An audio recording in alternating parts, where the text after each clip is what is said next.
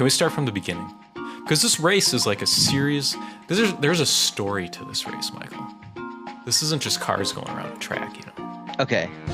Tucker, spin me the yarn. Okay, you did 2015. Can I do 2016? Yes. Okay. So, the first part. Max. Okay, before the race, let's say. God, this race was amazing. Everything just kind of builds on itself, but we're starting at the beginning. So pre-race, and this is the rumor, is Max's pit crew or his engineers were like, there might be something wrong with your clutch. Okay. And that's because, I believe, they don't know what's wrong with their cars. So they had Max driving a car that was tuned to their old system, and they had, or no, because I don't think it was Red Bull. Or was it? Anyway, the point is, his clutch was broken. Or not broken, but it didn't break. So, they're on the starting grid, and the lights go out. And Max doesn't go the way he should. And this is important, because behind him is a little man you and I know as Nico Hülkenberg.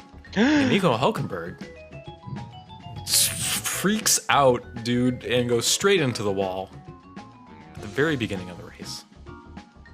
That's not good. And it's funny because I had been reading and everybody was like, there's never been to Singapore without a safety car. And I was like, oh, I wonder if there will be a safety car. And then there's a safety car. Immediate, yeah. Right out the door. 5 seconds into this race. It was like it was just trying to like get it out of the way. It's like, okay. All right, guys, This is Singapore. It's Singapore again, and we need the safety car. Let's just fuck over Hulkenberg again. Let's do it. Poor guy. Yeah, because this is the second, because he did this last year too. He Yeah. got clipped by, I think it was Massa. Yeah, it was Massa on his way on Massa's way out of the pits, and took Hulkenberg out of that race too. So, Nice. Poor Hulkenberg. But like poetry, it reflects on itself. It answers itself.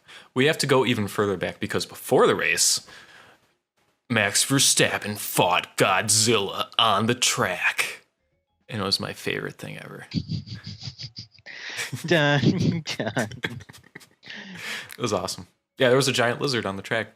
And Max was like, there's a giant lizard on the track. I'm not joking. Yeah, I'm not joking. And then his pit guy was like, face to face with Godzilla, eh, mate? And it was awesome. So that happened. It was like a monitor lizard or whatever. It looked like an iguana, I think. I don't know. I didn't get a good look at Godzilla. It's like a Komodo dragon or something somewhere. Was it? I'm gonna look this up. Okay. Lizard. Max Verstappen. Dun, dun, dun, dun, dun, dun, dun, dun, Images. Let's look at this lizard. Yeah, that looks like a Komodo dragon kind of thing. So that happened.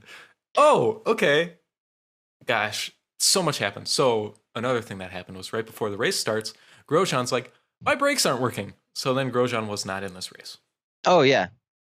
So that was because he had been complaining all weekend that his car was not where it should be. Right. And they just sat him out of the race. Yeah. Which, I mean, kept cutting to him, and he was just like, he looked like he was like a little kid. It was weird. It's like, yeah, that's what, like one of the things that like they were been commenting on when they cut to him. It's like, there's Grosjean. Oh, he looks happy as a lot. I didn't expect him to be this happy here at Singapore or whatever. So he was getting kind of pissy about it. Understandably. Yeah, I guess it's kind of poor etiquette to do it over the radio, though. Be like, this is the worst car I've ever driven. Blah, I mean, blah, blah, blah, yeah. Complain. Like, but if we're talking radio etiquette. Sure. There is no such thing. Okay. So bad start, right? Yeah, bad start. And this leads to the scariest part of the race, which is that they kind of reset the race in a very abrupt fashion, which meant there was a steward on the track as like the cars are like coming at him like on a straightaway. It was scary. I don't know if you saw that. No, I didn't get to see it because I was watching the NBC stream and not the not Sky or any of the other sources. So they cut to commercial break and then we come back and it's like, Oh, so there's this guy on the track after this That's sudden abrupt weird. start. Well, this Yeah. podcast brought to you by NBC, America's Network. And that would be terrifying though for like everyone involved. God, that would be. Because I don't think anyone expected the car to leave when it did. Yeah. Because like Rosberg was interviewed afterwards, and he was like dumbfounded that it was as abrupt as it was, Right. and like legitimately terrified that there was this dude on the track who wasn't supposed to be this dude on this track. Because you can't just like brake. Because No. then the car behind you is just gonna freak out, and then Exactly. yeah, it's a bad scene. I guess it's worth mentioning as long as we're talking about Rosberg. He had like a perfect qualifying lap. It was like beautiful. Mwah. It was gorgeous. It's like he had the computer play at a track and just set it on like maximum difficulty and just let it go. It's like, I cannot make a mistake. It was awesome. It was like a flawless round Of Super Monkey Ball. Yes. Okay. Was there anything you wanted to talk about before the Max v Kvyat sitch? You know, I'm just gonna let you run. You're doing pretty good here. You're touching. Well, I mean, we talked about Hulkenberg a bit. Mm-hmm. I'm kind of blanking. Was this the one where the two Toro Rossos kind of sandwiched him in, and he kind of had no? Yeah, he's choice? like, I'm a sandwich. Yeah, and then they interviewed him.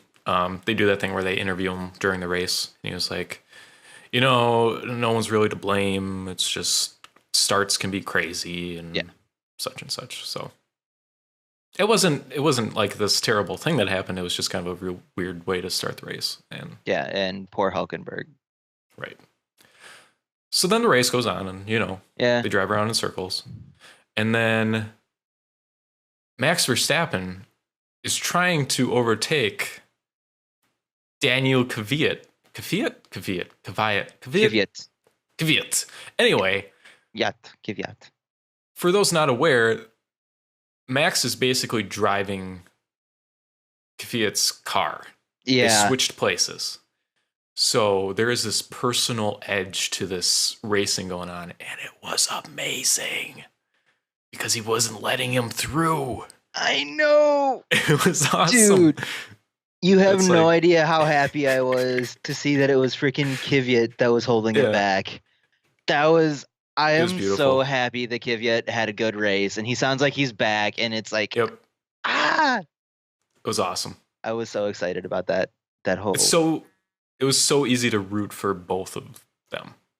Yeah. Like, I was like, I hope Max overtakes him because I love Max, but it's also awesome that he's not overtaking him because this rivalry is happening, and everybody's like, the team captains didn't seem like they were, angry about any of it. Like, they weren't like angry at Kvyat because he wasn't letting, the star pass or anything. Yeah. It was just like, it was awesome. Which is, I was so excited about that whole back and forth between them, and it was awesome. Kvyat. Yeah, it was so great to hear him after the race be like, I've rediscovered my passion. This is what racing, this is why I'm here. It was awesome. Yeah, I was really, that was really cool to see. Okay. Good stuff. Max ended up passing him in the end, didn't he? Yes. Yeah. Yep. Not at that point, I don't think. No, and what's fun is Kvyat still landed within the points, I believe. Yeah, I think so. So yeah, he still had what qualifies as a good race. Right. And everybody wins. Exactly. Yeah. The podcast gets its official favorite driver. Mix. You got some mix headwear, sort of. Or was that a Ricciardo? That was a Ricciardo. I was like, all right, I'm going to go invest in my first stupid thing out of this. I like that you said first. That's well, actually, no, it wasn't the first because we both bought Formula One 2016. But yeah, this is a good because this is kind of the good kind of break point in the race, did you want to talk about the game at all? I think it's awesome. Dude, that game's great. Yeah. Yeah, we can talk about the race. It's like, do you play with manual transmission or automatic transmission? Automatic. Dude, you gotta switch to manual. It's so much cooler.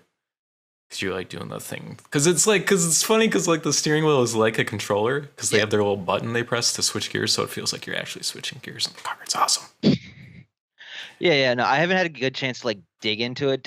I've just been kind of like running free races here and there. Mm-hmm. I believe we were talking about this before. Wet races are hard. They are. They look fantastic in that game, though. It's crazy. I know, but they're hard. It's true. Because you can't drive like you normally do. You gotta like... It doesn't... You're not like slipping and sliding, but it just feels like... Oh, no, you do start slipping and sliding depending on the turns. Oh, sure. Like, I'm just saying it's not like you lose all control. It's just kind of like... It makes it feel different. Yeah. It's really cool. That game's awesome. It's really good. Yeah. It's very good at... Or it's very useful to use to learn the tracks. Actually... Like I have a... Yeah. Yeah, no, I agree. Before watching the Singapore 2016, I went through the track a couple times on the game, and I got a pretty good. It gave me a lot more respect for the whole thing, especially when I spent most of the race crashing into walls and rewinding from crashing into walls. Yeah, that'll happen. There's a lot of like, you don't realize how much slowing down is happening during corners. No, you really don't. Because you're going like 200 miles an hour and then you hit like a 145-degree turn and you have to like go. Yeah. So you can take that turn. It's crazy. Yeah, no, yeah, totally. And like all the tire management and stuff and the DRS, and it just makes all that stuff feel more real because you actually see how it's used. Like, yeah. I basically got that game to understand F1 better, and I think it's doing a really good job of teaching things.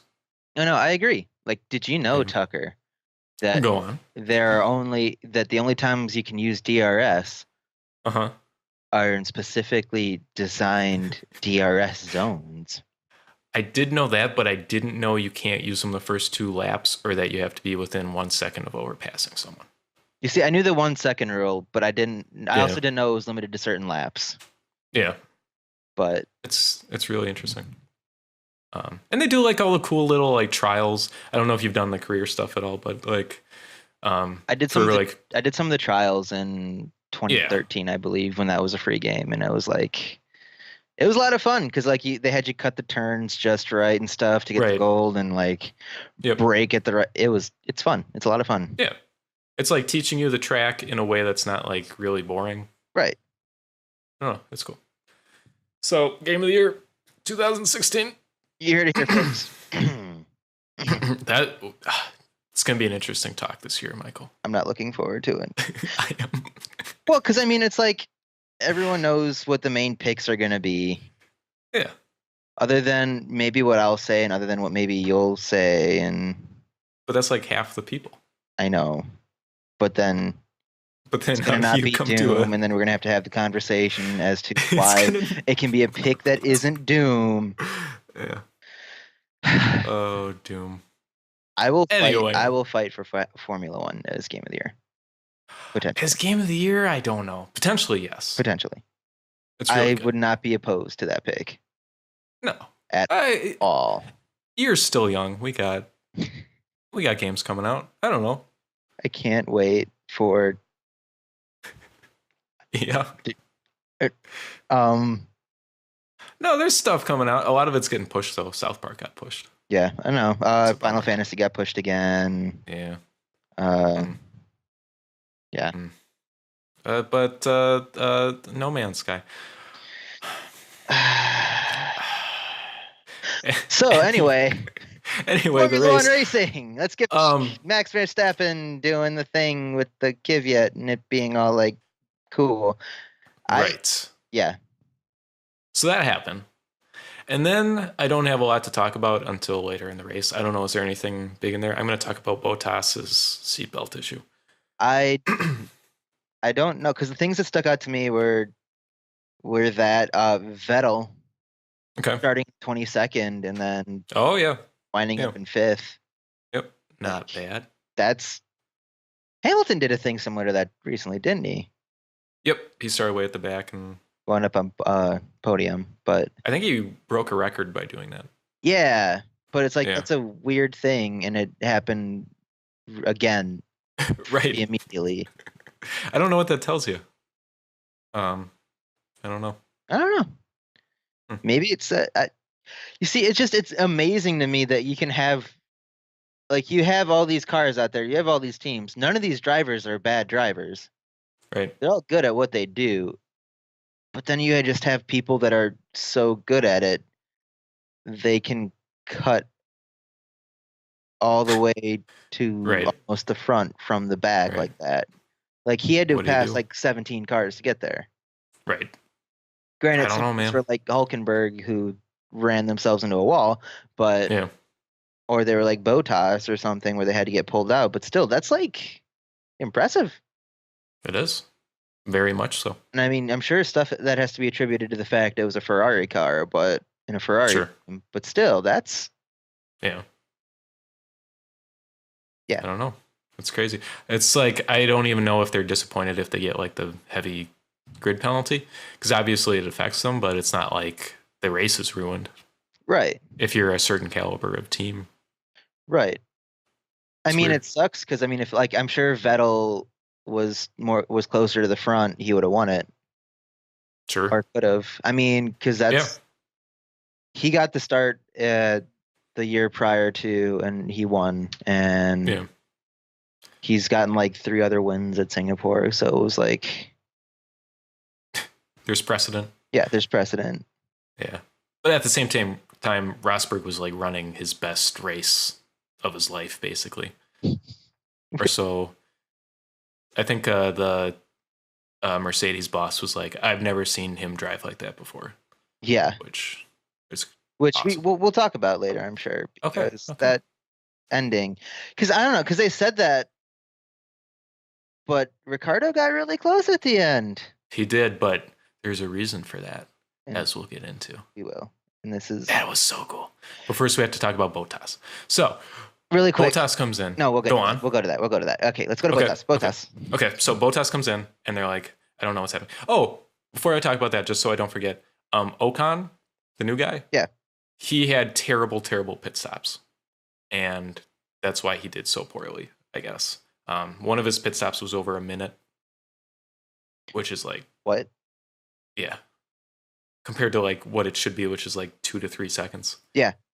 That's Yeah. weird. Wait, what was going on? Where is it like? It was the guy with the lug nut gun on the wheel. They had like an issue with it or something, and they couldn't get it going. Oh, that happened last year actually too. I forget which driver it was, but there were a couple times where someone would come into the pits and like the nut was just stuck to the tire, so they couldn't get like the They tire couldn't do off, and anything. it was Yeah, that's gotta weird. Like be. I don't know. I could not. I can't. Those people who work on those pit crews are like nothing but respect for them, because man, if one thing goes wrong, it's just like I'm fired. Anyway, so speaking of but which, when it goes right, yeah, it's awesome. like that one, because they wasn't this year had like the world record at Baku, I think it was, and was it? It might have been Massa. I forget who it was. I think it was Massa, but like it was just like in out, Yeah, like within 2 seconds. Yeah, it was. Yeah, And that blew me away the first like race I watched, which was that race, was right, to see how quick that pit stop actually was. And right. It's awesome. anyway, So Bottas comes in, yes, and there's an issue with his seatbelts, I guess, which is crazy because I didn't even know there were seatbelts, but I guess there's seatbelts. And so he's sitting there in the pit, and they're working on the seatbelts, and then he's back on the track. Oh my god, a huge lightning fork just hit like in front of me. But anyway, so then he's driving, and within like 5 laps, I want to say, they retire him. And I guess what happened was his engine overheated while he was sitting there in the pit, waiting for the seatbelt issue to go. I don't know if you have any info on that. That was my understanding. I didn't. I was actually confused about that the whole time. I was under the understanding they pulled him out because of the seatbelt, but Oh, that could be too. I don't know. Yeah, But that's I never heard of that before. Seatbelt issue. I right. don't know. I mean, I guess I kind of assumed they had seatbelts. I mean, it is a car Sure. going like Right. 200 miles an hour, but I just figured they were like harnessed in there somehow or something. I don't know. right. I mean, I I'm guess that would assuming be a there was seatbelt. something there. Yeah. I think it interests me that the issue was that they let the car idle, Right. and that I don't know. I think that's something that I don't know if that could happen on every track. Because I mean, Yeah. like the thing they talk about with Singapore is how like humid and heavy the air is and how hot it is, and Right. And that's why for Rosberg, you kept hearing the radio where they're like brake management, because the worry was that his brakes were going to overheat. And they showed a shot of it, and the commentary was like, well, they don't look that bad, but for the whole race, he was getting told to watch his brakes. right. And they were like, "We'll give you something at the end. We'll give you something at the end." I mean, because that was a worry for Hamilton too, the entire race, wasn't it? Like they kept telling him, like, "Hold off on your brakes right now, and Right. careful with them." And it must get really, really hot if that's an issue. I mean, at night. It's crazy. Yeah, it could get. Like, what are we talking? I don't know. I mean, I guess I'll look into it. Okay.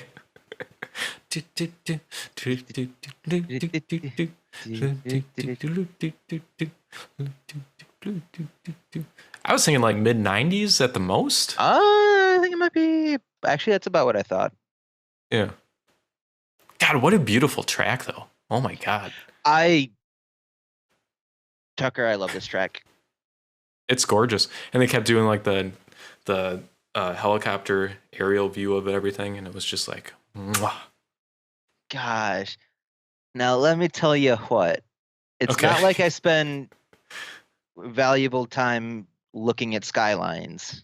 Okay. I don't sit on my computer for like an hour at a time looking at skylines in the world and thinking like, obviously Singapore is the best skyline. Not that Tokyo isn't a strong contender here, but it's got that tower.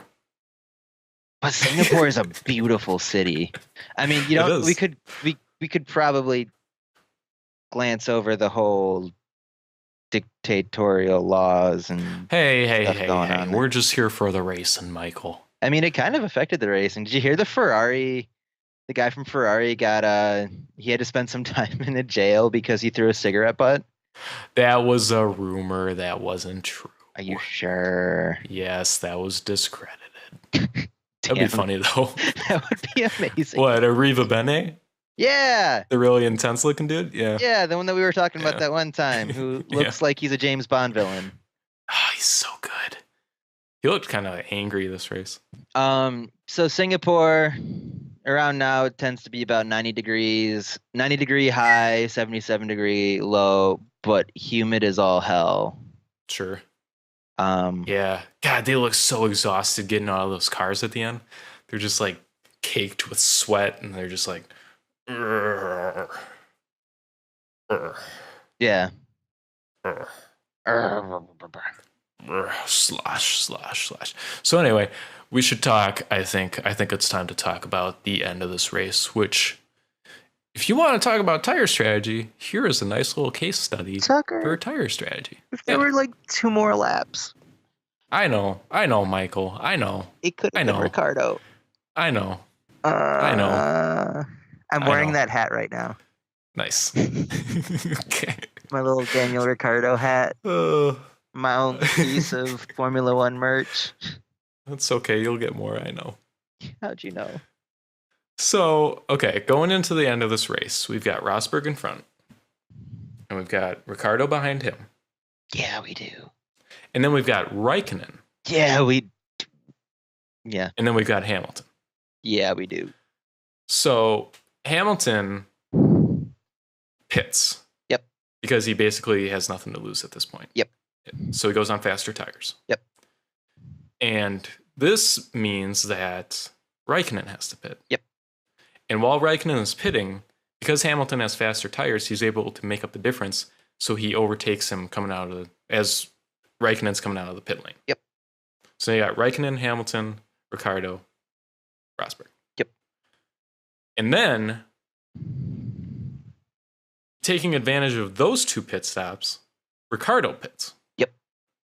Because he feels pretty safe. Because of their pits, they've had to been pushed back a bit, so it gave him enough of a window to do it. Right. He's got a free space to pit, basically. Yeah. So now Rosberg is in this really, really uncomfortable position where he's on slower tires than Ricciardo. Yep. But if he pits, Ricciardo will catch him and win the race. So it just gets down to the wire where Ricciardo is just making up time and like getting closer and closer and closer until the end of the race when he almost overtakes him. Sucker, this race was amazing. Oh, he almost does it, Michael. It was so close. Oh, God. I mean, good for Rosberg because he ran a hell of a race, but damn it. Yeah, that was a nail biter. Were you, how like stressed were you watching that? Not very. Damn. I don't know. I like Rosberg and I like Ricciardo, so.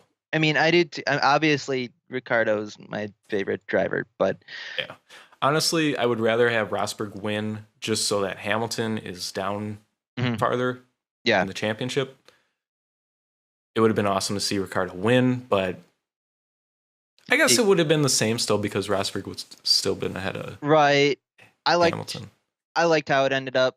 I really like having Hamilton and Rosberg be that close, but like where there's still a little more room for Rosberg, because it means these next couple of races are actually going to like matter for that. Right. Because there was a fear towards the beginning of the season that this is just going to be a boring season because it's going to be like either Hamilton's going to pull out ahead or Rosberg's going to pull out ahead. But instead, they're kind of like trading blows here, and it's like we don't have that many races left. I know, and they're still so close. Like it could come down to the last race, and that's amazing. That would be amazing.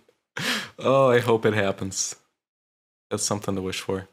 But I guess the other, just as long as we're talking about the tire strategy thing, the scuttlebutt was like Rosberg's team kind of undercut him here.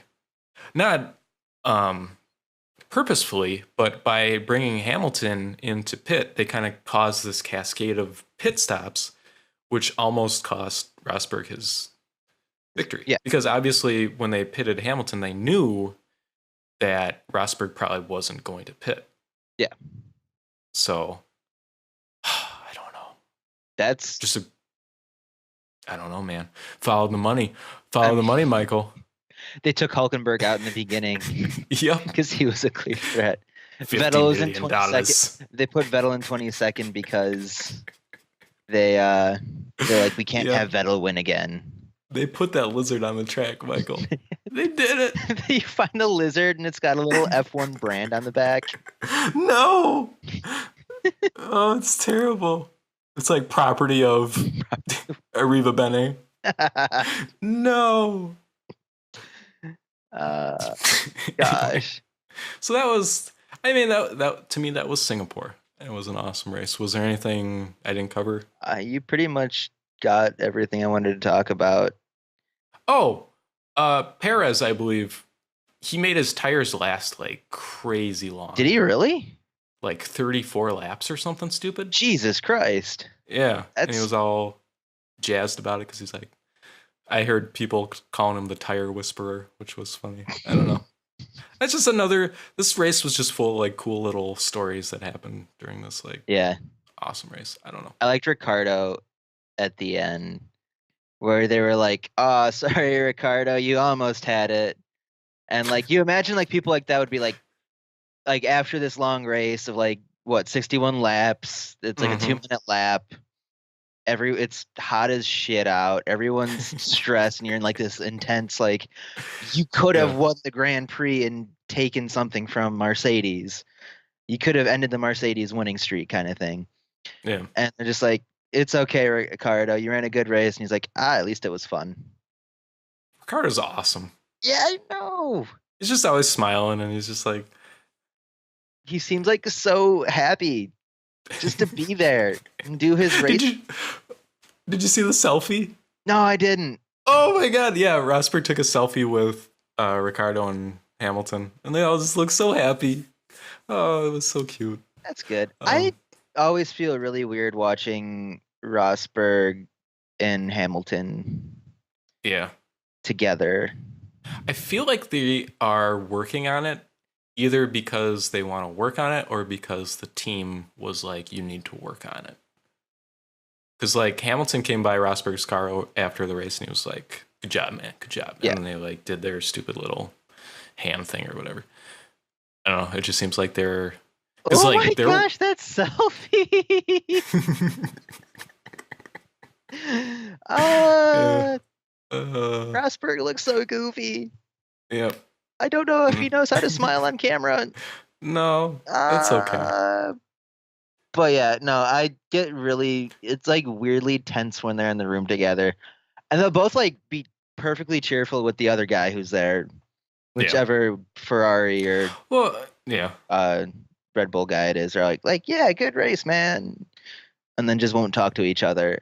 And it's weird. At the same time, though, I mean, you just did 2 hours of like F1 racing. The last thing I would want to do is be like, oh man, that was awesome, and like high five each other or whatever. Because I know Hamilton just kind of stands in the corner and but I mean, or whatever. Ricciardo does it. Yeah, but Ricciardo's an insane person. So is the rest of Red Bull. I love it. Best team. What a team! What a team! But yeah, I don't know if I have much else to talk about. Singapore is awesome. You should watch Singapore 2015 when you get the chance. It's also awesome. Okay. I mean, you don't have anything like what happened at the end there with Ricciardo and Rosberg. Yeah. But you down get to the wire. Dudes on the tracks and Verstappen being the most Verstappen possible. Hell yeah. No phantom neutral this year. I know. Weird. Must have shut down the trains. What? Just a lizard. Just a lizard. Okay. Well, we got Malaysia coming up, not this weekend, but next weekend. Yeah. I think I'm going to go through and try to watch a couple old Malaysian races to see what's what. I guess it's a big, a quote unquote power track.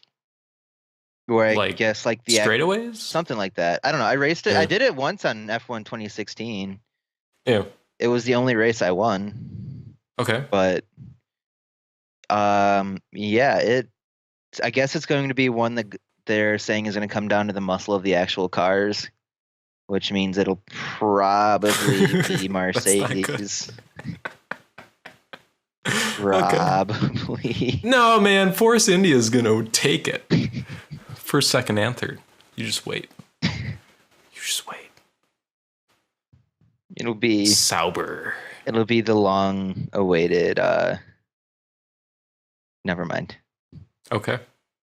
Grosjean's going to win it all. He'll sweep it. Yes!